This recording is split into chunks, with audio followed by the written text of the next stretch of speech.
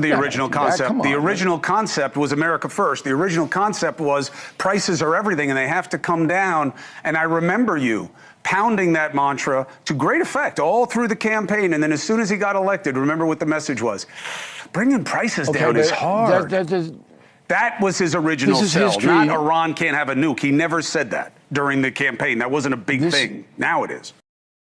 In this clip, a heated debate takes an unexpected turn as Chris Cuomo challenges Bill O'Reilly using comments and arguments tied to Donald Trump and the MAGA movement. What begins as a political discussion quickly becomes a tense back and forth, with both men refusing to back down. Watch closely as the exchange unfolds. And stay until the end for a breakdown of the key moments and what made this confrontation so controversial. What did the Chinese say to you, Bill? I have some pretty good information. So number one, there will be discussions about China helping the United States with Iran to tamp Iran down. That's number one. But in return, the Chinese are going to want something, and that will center around Taiwan. Not a handover or anything like that, but maybe the beginning of a discussion about Taiwan. Do you like that trade? Yeah, I think it's good for us. 2049 is the 100th anniversary of the evil Mao Zedong's takeover of China. And they being the Politburo, want the Chinese flag flying over that island nation. Now, whether that happens or not, who knows? It's a long way out. But there's room for discussion about a number of things with Taiwan. And the Chinese at this point are just trying to get into the room. Now, as far as America is concerned, what do you expect Donald Trump to say? The truth. He's not going to say, oh, yeah, I'm weak. I see the prices going up, so I'm going to sell out my original concept of denying Iran nukes. That wasn't the original concept. The original concept was America first. The original concept was prices are everything and they have to come down. And I remember you pounding that mantra to great effect all through the campaign. And then as soon as he got elected, remember what the message was? Bringing prices down is hard. That was his original sell. Not Iran can't have a nuke. He never said that during the campaign. That wasn't a big thing. Now it is. This is history. This evolved. So you're a president of the United States, Cuomo, and you have intel coming in from the CIA, the NSA, and Mossad that says these people, the Iranians, are very close to getting a nuclear weapon. That wasn't the intelligence he got. I think, yes, it was. Well, we just had the U.S. intelligence agencies put out information that they were not weeks away from having a nuclear weapon, just like Grassi from the IAEA. Hegseth either made that up or got it wrong. Okay. No, it's a Reuters report. That's what you were citing last week, which was totally phony. Oh, really? How do you know? The Wall Street Journal, because the Wall Street Journal citing the Institute for Science and International Security, whereas Reuters cited nothing, just anonymous sources. The headline was, U.S.-Israeli strike set back Iran's ability to build nuclear weapon. The headline in Reuters that you jumped on was, Iran no further from nuclear weapon than before war. Reuters is not a legitimate news agency. It's a partisan news agency that hates Trump. But the Wall Street Journal is a fair broker. The Wall Street Journal, no, it's what you think it is. But the Wall Street Journal is a fair broker. And the American intelligence agencies have said nothing about this. So odd in the Trump era, Bill, don't you think, that something's said that's not true and he doesn't have them speak up and correct it? How do you explain that?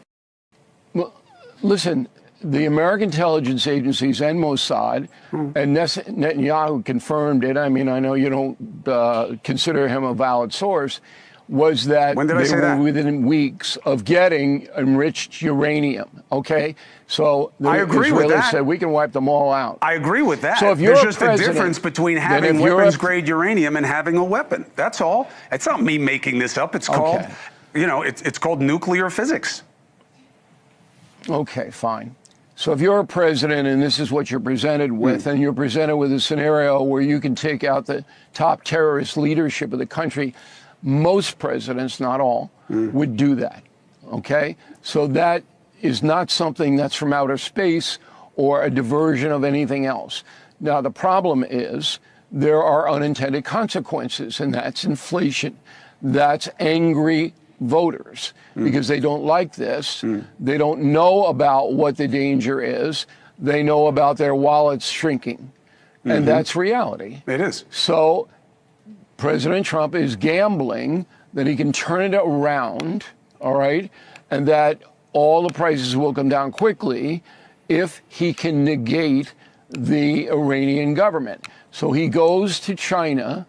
He asks China for help. This is not going to be made public, of course, okay? China will say either yes or no.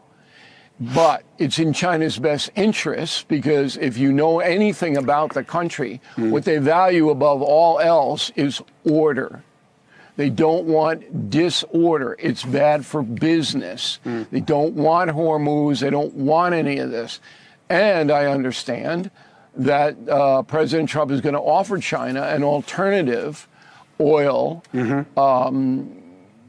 buy. So they'll be able to buy from the United States. Yeah, that's a great idea. Rather than Iran. That's a great idea. Okay. No question about that. All of Much that, better than the come build your manufacturing factories here. I hope that's not true. I don't care about the factories, but there was a reason 16 CEOs went on this trip, and that is to negotiate the beginnings of a major trade deal with the United States. That's why they were on the plane.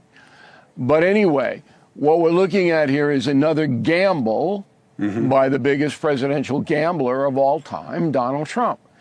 If he wins and the Iranians do pull back and the economy does, explode in a positive way, that's going to mean a lot in the midterms. One more thing that I saw on News Nation last night, it was shocking. So this guy Moulton, the congressman from Massachusetts, comes on News Nation and he says, oh, we already had a deal. Barack Obama had a deal. We already had a nuke deal. We didn't need to do this. Barack Obama had negotiated a nuke deal and they weren't going to develop nukes. Well, if that were true, which it isn't, okay, why wouldn't the mullahs then agree to weapons inspections? If they don't have it, if they never did it, if they abided by what Obama wanted, why wouldn't they let you in to take a look? I mean, it was so, I'm sitting there going, are you crazy? And the answer is, of course, Do you yes. hear a lot of people who are knowledgeable about the nature of the JCPOA, which, by the way, had a huge benefit over where we are right now, is that right now we're alone with the regime's biggest enemy, which is the IDF.